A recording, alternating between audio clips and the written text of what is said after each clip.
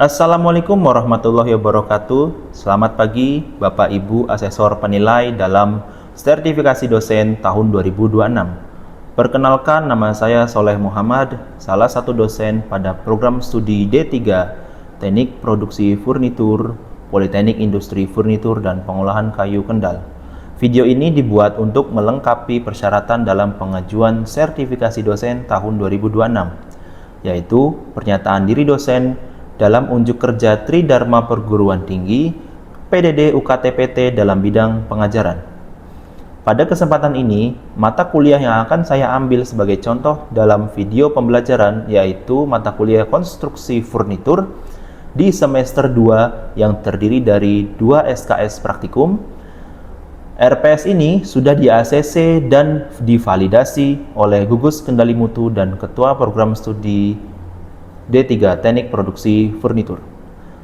Selain itu, dokumen RPS ini bisa di-download dan dibaca oleh seluruh mahasiswa di Sistem Akademik Polifurneka atau SIAKAD dan Learning Management System atau LMS Edling Polifurneka. Pembelajaran ini disampaikan dengan metode DIA, yaitu Delivery, Interaction, and Assessment. Selain itu, mata kuliah ini dilaksanakan dengan metode Project Based Learning atau PBL. Pembelajaran ini dilaksanakan dalam kelas praktikum mezanin dan workshop furnitur secara offline atau luring. Mata kuliah ini mempunyai 21 CPL Prodi yang terdiri dari 3 sikap, 7 pengetahuan, 6 keterampilan umum, dan 5 keterampilan khusus. CPMK pada mata kuliah ini yaitu mahasiswa mampu menerapkan konsep konstruksi furnitur melalui interpretasi gambar teknik, pembuatan alat bantu kerja, perakitan furnitur dengan sistem knock up maupun knock down, pemasangan hardware, perbaikan konstruksi, serta mengevaluasi kekuatan, efisiensi, dan kualitas konstruksi furnitur sesuai dengan standar konstruksi furnitur. Sub CPMK pada mata kuliah ini ada 7, yaitu mampu memahami konsep, pengertian, fungsi, konstruksi furnitur, jenis-jenis furnitur, berdasarkan konstruksinya dan faktor yang mempengaruhi kekuatan konstruksi furnitur. Yang kedua, mahasiswa mampu menerjemahkan gambar teknik konstruksi furnitur yang dengan tepat. Yang ketiga, mahasiswa mampu membuat alat bantu kerja untuk proses perakitan furnitur. Yang keempat, mahasiswa mampu merakit atau mengassembling produk furnitur dengan sistem knock up ataupun knock down. Yang kelima, mahasiswa mampu memasang hardware furnitur. Yang keenam, mahasiswa mampu memperbaiki konstruksi furnitur yang kurang tepat. Yang ketujuh, mahasiswa mampu mengevaluasi hasil pengujian kekuatan, efisiensi, dan kualitas konstruksi furnitur sesuai dengan standar konstruksi furnitur.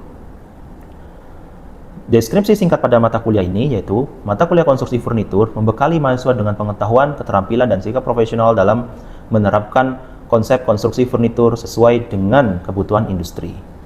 Pembelajaran mencakup pemahaman mengenai pengertian, fungsi, dan jenis-jenis konstruksi furnitur, serta faktor-faktor yang mempengaruhi kekuatan konstruksi. Mahasiswa juga dilatih untuk membaca dan menginterpretasi gambar teknik sebagai dasar penentuan sistem konstruksi furnitur, merancang dan membuat alat bantu kerja, serta melaksanakan proses perakitan furnitur menggunakan sistem knock up maupun knock down. Selain itu, mahasiswa mempelajari teknik pemasangan hardware, melakukan perbaikan terhadap konstruksi furnitur yang tidak sesuai, serta mengevaluasi kekuatan, efisiensi, dan kualitas konstruksi berdasarkan hasil pengujian dan standar konstruksi furnitur yang berlaku. Bahan kajian atau materi pembelajaran yang akan diajarkan pada mata kuliah ini yaitu memahami pengertian fungsi konstruksi furnitur, jenis-jenis furnitur berdasarkan konstruksinya, dan faktor yang mempengaruhi konstruksi kekuatan furnitur. Dalam hal ini, di pertemuan pertama masih di pendahuluan. Kemudian berikutnya, mahasiswa mampu menerjemahkan gambar teknik dan menentukan konstruksi furnitur dengan tepat. Yang dimana nanti mahasiswa akan diberi gambar dan diberi tugas untuk merakit. Kemudian yang ketiga, yaitu mahasiswa harus mampu membuat alat bantu kerja untuk proses perakitan furnitur. Nah, alat bantu kerja ini adalah untuk supporting dalam proses perakitan furnitur. Kemudian yang keempat, merakit produk furnitur dengan sistem knock up maupun knock down furnitur. Nah, ini adalah furnitur yang sangat sering sekali diterapkan di industri. Kemudian mahasiswa harus mampu memasang hardware furnitur. Hardware furnitur di sini juga banyak jenisnya, seperti engsel juga banyak jenisnya, handle juga banyak jenisnya, kunci, kemudian bahan penghubung seperti sekrup dan sebagainya. Kemudian mahasiswa juga harus mampu memperbaiki konstruksi furnitur yang kurang tepat.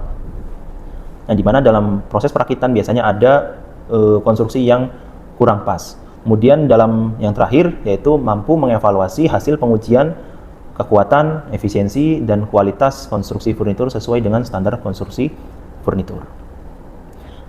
Nah, sesuai dengan standar yang berlaku. Bahan pustaka utama yang akan digunakan pada mata kuliah ini yaitu dari Ekelman tahun 2003, Textbook of Product Engineering and Strength Design of Furniture, kemudian dari Joyce, The Technique of Furniture Making, kemudian dari Wagner, Modern Woodworking, dan beberapa buku yang lain yang mensupport mata kuliah ini. Selain itu juga ada bahan pustaka pendukung, yaitu buku modul konstruksi furnitur yang telah kami susun. Kemudian untuk dosen pengampu yaitu ada dua, saya sendiri, Soleh Muhammad, dan juga Bapak Taufik Ramadan Fitrianto. Untuk bobot penilaian dibagi menjadi beberapa macam. Yang pertama, bobot nilai hasil kerja untuk mahasiswa yaitu 15%, kemudian bobot sikap kerja yaitu 15%, kemudian bobot laporan kerja yaitu 20%, kemudian bobot UTS yaitu 20%, dan bobot UAS yaitu 30%, yang dimana hasil total dari nilai ini akan menjadi nilai akhir dan menjadi nilai mutu untuk masing-masing mahasiswa. Mata kuliah konstruksi furnitur ini dilaksanakan dengan 16 kali pertemuan yang terdiri atas 7 kali pertemuan pembelajaran sebelum UTS dan 1 kali pertemuan untuk UTS. Kemudian dilanjutkan 7 pertemuan pembelajaran setelah UTS dan diakhiri dengan 1 kali pertemuan UAS. Rincian jadwal dan ketentuan perkuliahan dapat dilihat pada kontrak perkuliahan. Kemudian berikut adalah salah satu contoh video pembelajaran pada mata kuliah konstruksi furnitur di pertemuan 1, yaitu dengan materi pendahuluan, konsep pengertian, fungsi konstruksi, jenis-jenis furnitur berdasarkan konstruksinya, dan faktor yang mempengaruhi kekuatan konstruksi furnitur. Oke, Assalamualaikum warahmatullahi wabarakatuh. Waalaikumsalam warahmatullahi wabarakatuh. Selamat pagi semuanya. Sudah sarapan? Sudah. Oke, baik. Sebelumnya terima kasih kalian sudah hadir tepat waktu ya di kelas ini. Pagi ini kita akan membahas konstruksi furnitur ya di pertemuan pertama. Tapi sebelum jauh ke konstruksi furnitur yang lebih asik nantinya, mungkin berdoa dulu kali ya. Monggo Mas Gilang sebagai ketua kelas dipimpin doa dulu. Sebelum memulai pembelajaran pada pagi hari ini, alangkah baiknya kita berdoa sesuai agama dan kepercayaan masing-masing. Berdoa dimulai.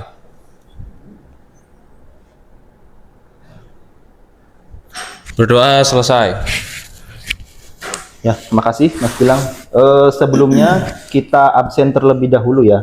Silakan dibuka smartphone-nya, buka di Adlink dan juga siakatnya.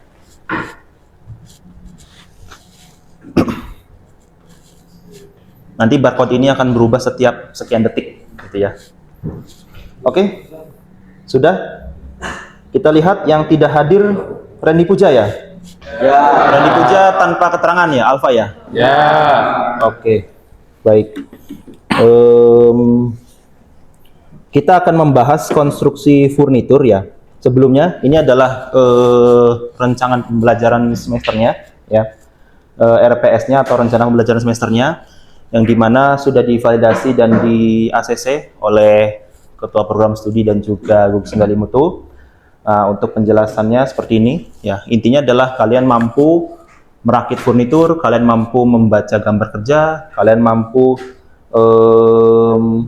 membuat alat bantu kerja, kemudian memperbaiki produk furnitur, kemudian yang terakhir yaitu mengevaluasi produk yang sudah kalian rakit. Jadi ini adalah gambaran yang akan kalian dapatkan di mata kuliah ini ya. Nah, untuk sisanya CPMK-nya, deskripsinya, dan sebagainya nanti bisa dipelajari lebih lanjut ya. Oke, nah, kita akan membahas kontrak kuliah ya. Dimana karena kita sekarang masih pertemuan 1 ya, ini adalah kontrak kuliahnya. Ini adalah tugas mahasiswa, kewajiban mahasiswanya. Kalian juga sudah tahu ya, biasanya di semester 1. Kemudian sebagai dosen juga mempunyai tugas dan kewajiban seperti ini ya. Intinya adalah karena ini praktikum, kalian harus hadir 100% ya. Nah, nanti akan ada UTS dan UAS, total ada 16 kali pertemuan. Nah, kemudian ini adalah rancangan materi atau rancangan praktek yang akan kita jalankan ya, dari pertemuan 1 sampai tanggal dari pertemuan 1 sampai pertemuan 16. Nanti sesi UTS sama saya ya, dengan saya. Kemudian nanti di sesi UAS nanti dengan Pak Taufik gitu ya. Nah, untuk komponen penilaiannya seperti ini ya, masih sama seperti di buku panduan ya. Ada laporan 20%, hasil kerja 15%, sikap kerja 15%, UTS 20% dan UAS 30%. Oke, kalian setuju ACC? Setuju.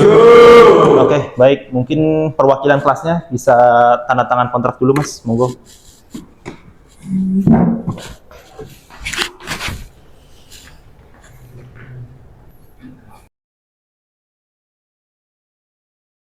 Di sini.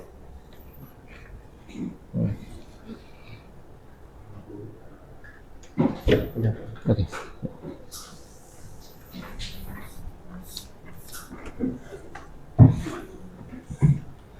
Oke, kita akan langsung saja ke materi konstruksi furnitur ya, yang dimana kita akan membahas pendahuluan terlebih dahulu sebelum kalian praktek di workshop ya.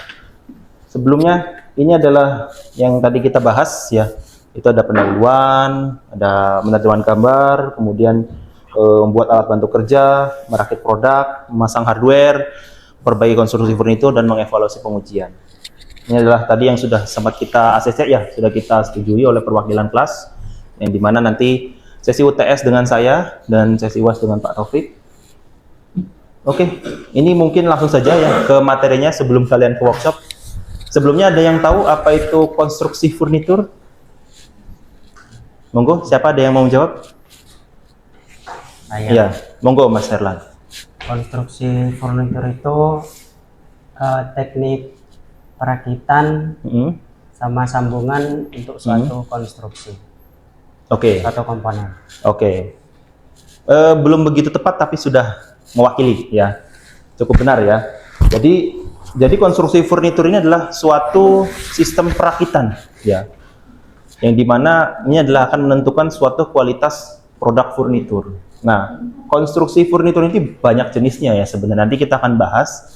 Ini adalah pengertiannya ya, yang dimana adalah suatu sistem perakitan sambungan dan struktur dasar yang digunakan untuk menyatukan komponen-komponen, baik itu kayu, logam, dan juga panel, yang akan menghasilkan produk furnitur yang kokoh, kuat, fungsional, ergonomis, dan juga memiliki nilai tambah. Nah, di dalam fungsi utama di dalam konstruksi furnitur itu harus pertama adalah menjamin kekuatan. Kalau nanti kalian yang rakit itu tidak menjamin kekuatan produk kalian, ya percuma. Yang pasti pertama adalah menjamin kekuatan dan stabilitas struktural dari komponen furnitur kalian. Baik itu mau pakai yang tenon mortise, dowel, dan sebagainya. Ya. Nah, yang kedua adalah memastikan ketahanan atau durability. Nah, dalam hal ini tahan lama gitu konstruksi yang kalian buat. Misalnya dowel. Nah, dowel itu kan dia ada di dalam ya. Dia bisa tahan kelembaban sehingga cukup awet. Tapi kalau misalnya konstruksinya misalnya ya pen terbuka yang dimana itu akan sering terkena air, panas dan sebagainya, itu juga lama-kelamaan bisa mempengaruhi kekuatan konstruksi itu. Jadi yang pertama adalah menjamin kekuatan, kedua adalah ketahanan atau durability atau keawetannya. Nah, yang ketiga adalah aspek ergonomi. Ini ergonomi ini isu yang sangat kuat ya, karena kita banyak di pekerjaan yang di kantor misalnya, ada orang yang harus duduk berjam-jam. Kalau misalnya tidak ergonomi, jangan kan berjam-jam, setengah jam aja udah pegel, gitulah. Misalnya kursinya ketinggian atau mejanya kerendahan, gitu-gitulah ya. Nah, makanya kekuatan konstruksi dari ergonomi juga atau keamanan juga wajib diperhatikan. Ini kalau ngomongin ergonomi tersendiri, ini bisa satu bab sendiri ya. Nah, kemudian yang terakhir berikutnya adalah memfasilitasi efisiensi produksi. Jadi, yang penting adalah kekuatan ini tuh efisien. Jangan sampai malah memperumit proses produksi. Itu. Misalnya dengan dowel aja cukup, ya udah nggak perlu pakai nanomortize misalnya. Karena kan tergantung industri atau perusahaan masing-masing dengan kekuatan dari finansialnya. Jadi intinya adalah tergantung dari efisiensi produksi dan perakitannya. Jadi percuma kita bikin produksi perakitan yang wow tapi nggak bisa dikerjakan juga kan sama aja bohong. Nah, kemudian berikutnya adalah konstruksi ini juga dapat meningkatkan nilai estetika. Kalian pernah lihat laci yang ada sambungan jarinya? Nah, seperti inilah contohnya ya. Jadi ini kan bisa mempercantik ya, mempercantik penampilan. Jadi konstruksi di sini juga bisa menjadi nilai tambah. Contoh kalau kalian pernah tahu top table yang ada FJL-nya, nah itu kan juga warnanya macam-macam tuh. Itu juga bisa menambah nilai produk. Padahal dari limbah yang dilaminasi itu juga bisa meningkatkan keindahannya. Karena ada juga orang-orang tertentu atau buyer yang memang suka yang warnanya berbeda-beda gitu. Nah, kemudian jenis-jenis di furnitur itu dibedakan berdasarkan konstruksinya, dan ini kalian wajib paham sebelum kalian merakit produk furnitur ya. Jadi ini adalah salah satu ilmu dasarnya. Yang pertama adalah freestanding furnitur. Nah, ini sudah paham ya, freestanding berarti kan berdiri bebas gitu ya.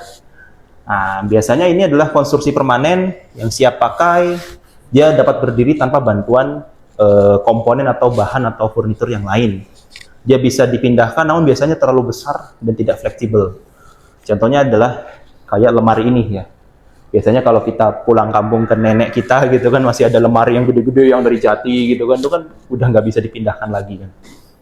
Nah, kemudian dia biasanya tidak bisa dibongkar pasang dan sulit dipindahkan karena ukurannya besar dan sangat berat. Nah, kemudian yang berikutnya adalah knockdown furniture. Nah, ini yang kalian harus wajib paham ya. Apa itu knockdown furniture? Ada yang bisa jawab? Ya, monggo Mas Givari. Setahu saya itu furnitur yang bisa dibongkar pasang. Bongkar pasang. Oke, tujuannya bongkar pasang agar apa?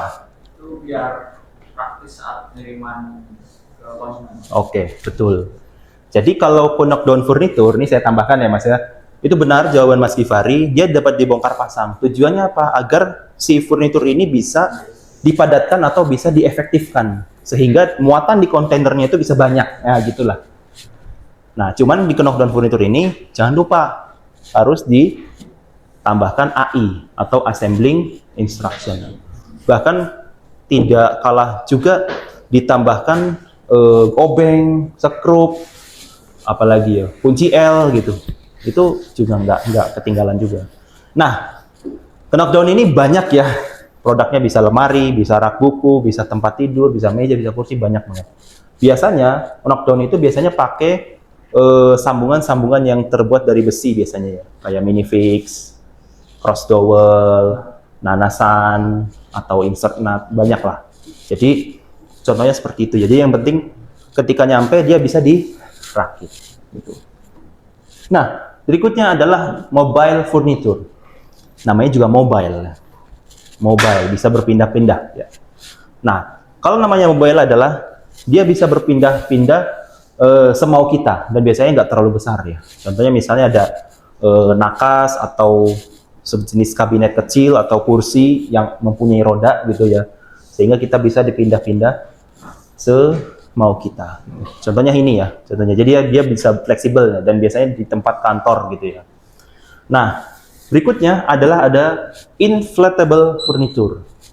Namanya juga kita udah memahami ya, flat, inflat. Jadi dia bisa berbentuk flat. Nah, gitulah gampang gitu. Inflatable furniture ini biasanya adalah furnitur yang biasanya ukurannya besar tapi bisa menjadi lebih kecil atau lebih ramping. Biasanya ini bisa digunakan untuk tempat-tempat yang minim atau minimalis. Kayak rumah-rumah zaman sekarang kan ukurannya kecil ya, 30-60 gitu. 60 luas tanah, 30 luas rumahnya misalnya. Meter persegi ya. Nah itu kan furniturnya semakin kecil-kecil. Atau butuh furnitur yang mudah dilipat atau mudah dibawa. Gitu. Contohnya seperti ini, ada kursi lipat, ada meja lipat, dan sebagainya. Ya. Nah, berikutnya ada built-in furniture. Kita pahamin kalimatnya bareng-bareng. Built-in. Built itu kan membangun ya, atau mati lah, udah terbangun gitu loh, di dinding misalnya. Nah, dia itu biasanya custom. Udah custom, dan dia biasanya nempel di dinding atau di tembok. Contoh built-in furniture yang paling kalian sering lihat lah, apa kira-kira? Kitchen set, betul. Kitchen set itu adalah built-in furniture yang sering kita lihat gitu kan. Ada lagi mungkin apa ya? Misalnya lemari gitu ya, lemari yang udah nempel gitu. Itu juga ada yang kayak gitu. Ada lagi kayak tempat TV atau apa ya, kayak di ruang tengah gitu, itu tempat TV-nya itu udah built-in atau udah mati di tempat itu ya, di dinding itu. Jadi bisa dipindahkan tapi sangat beresiko merusak dinding, tembok dan sebagainya ya. Nah, inilah contoh-contohnya. Yang berikutnya adalah knock up furniture. Nah, kalau knock down tadi bisa dibongkar, kalau knock up apa? Dia tidak bisa dibongkar. Mirip-mirip sama freestanding furniture. Mirip-mirip. Tapi biasanya kalau freestanding furniture gede ya. Kalau yang knock up, ya itu bisa yang besar, bisa yang kecil. Itu gambarannya ya. Nah, kemudian contohnya banyak ya. Kita nggak usah sebutin juga, kita udah tahu lah. Ada lemari, meja, kursi yang biasanya pakai kayu solid. Biasanya.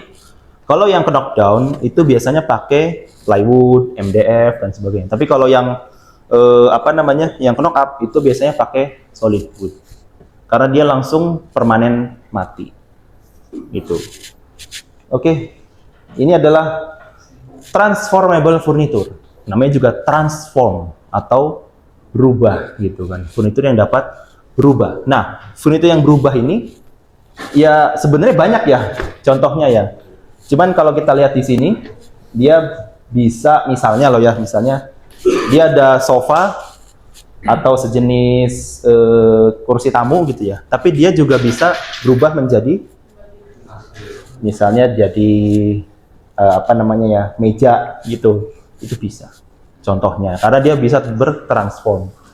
Atau yang biasanya juga seperti ini. Dia misalnya kalau ditutup itu seperti kursi biasa atau sofa biasa, tapi kalau dibuka dia ada kayak bednya yang nempel gitu ya. Jadi seperti itu contohnya ya. Nah, yang tidak kalah unik, yang ini juga baru akhir-akhir ini yang banyak dilakukan adalah modular furniture. Mungkin kalian baru tahu ya apa itu modular furniture ya. Jadi kalau knock up, knock down kan banyak. Kalau modular furniture itu adalah furniture yang terdiri dari beberapa komponen. Jadi kalau dari beberapa komponen dipisah, itu namanya beda sendiri. Tapi kalau jadi satu, nah itu bisa menjadi furniture yang baru. Ini beberapa tugas akhir kelas kalian sudah membuat ini, dan ini sangat unik ya. Jadi kebaharuannya tuh ada.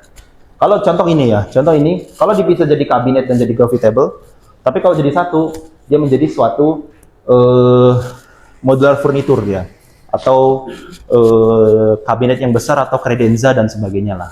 Ya, untuk materinya sudah selesai ya. Untuk evaluasi atau assessment, kita coba quiz ya, melalui quizzes ya. Silahkan dibuka smartphone-nya. Oke.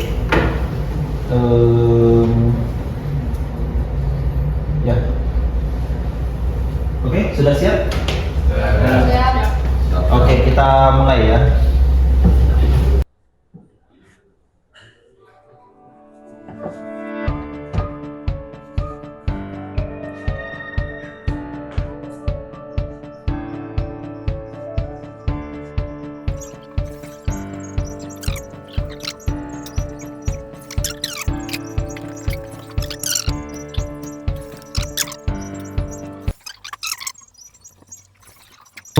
kuis hari ini, kemudian kita terakhir ya.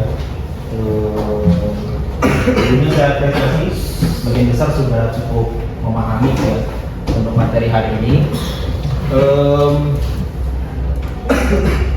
Ini adalah tugas untuk kalian ya.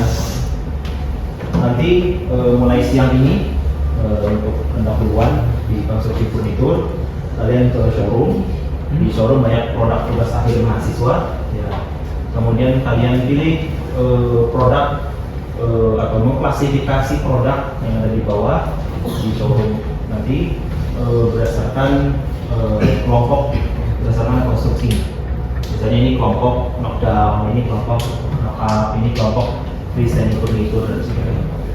Nanti dikumpulkan dalam bentuk PDF ya, difoto, kemudian di upload di link masing-masing.